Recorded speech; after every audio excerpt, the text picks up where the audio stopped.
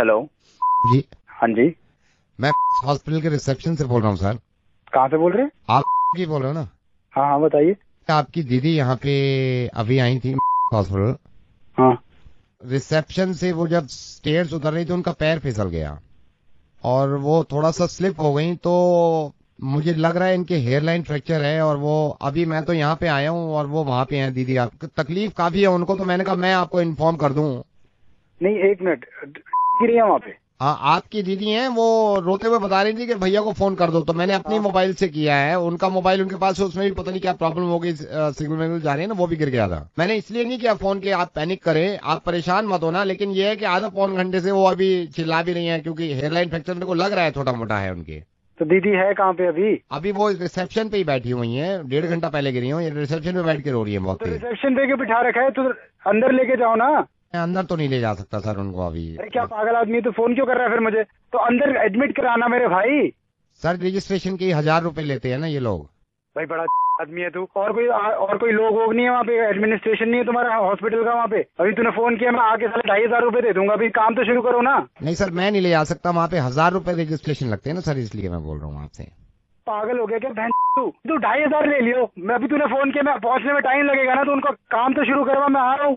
2,500 रुपए दे दोगे आप? 2,500 रुपए मारूंगा तुम्हारे मुंह पे साले। कंफर्म करने से पहले ही मारोगे आप? अभी क्या कंफर्म? कि ये जो कॉल करी है मैंने, ये जेन्युइन भी है या नहीं, जो आप 2,500 रुपए फौरन देने के लिए बात कर रहे हैं? कहाँ से बात कर रहे है तू? आई एम सो सॉरी जी। आप सबसे पहले तो इस बात का इत्मीनान रखें कि आपकी दीदी गिरी नहीं है। और मैं कहां से बात कर रहा हूं? मैं रेडियो मिर्ची से नवेद बोल रहा हूं। अब ये क्यों बात कर रहा हूं, प्लीज मेरी इस बात को समझिएगा। मेरी दीदी ठीक है कि नहीं है? आपकी दीदी बिल्कुल ठीक है। क्यों फोन किया है मुझे?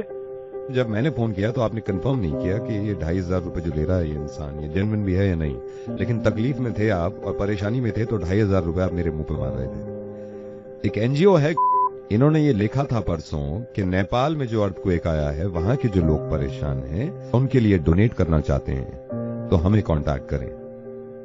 और आपने नीचे कमेंट में ये लिख दिया कि ये सब झूठ है, इस तरह के धंधे बंद करो, मुझे मालूम है सारे पैसे कहां जाते हैं। आपने कमेंट में ये तक भी लिख दिया, ये मेरा नंबर है, मुझसे पैसे निकलवा सकते हो तो निकलवा के देखो।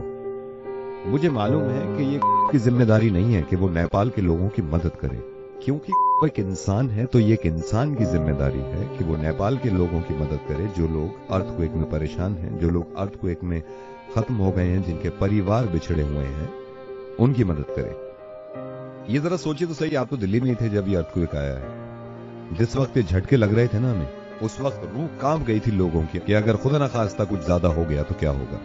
ये हम सबको मालूम है कि हम नेचर से, कुदरत से लड़ नहीं सकते, ये किसी के हाथ में नहीं था अर्थक्वेक रोकना। लेकिन हम सबके हाथ में है उन लोगों की मदद करना, चाहे वो दुनिया में कहीं भी हों, जो इस हादसे का शिकार हैं, जिनको मदद की जरूरत है।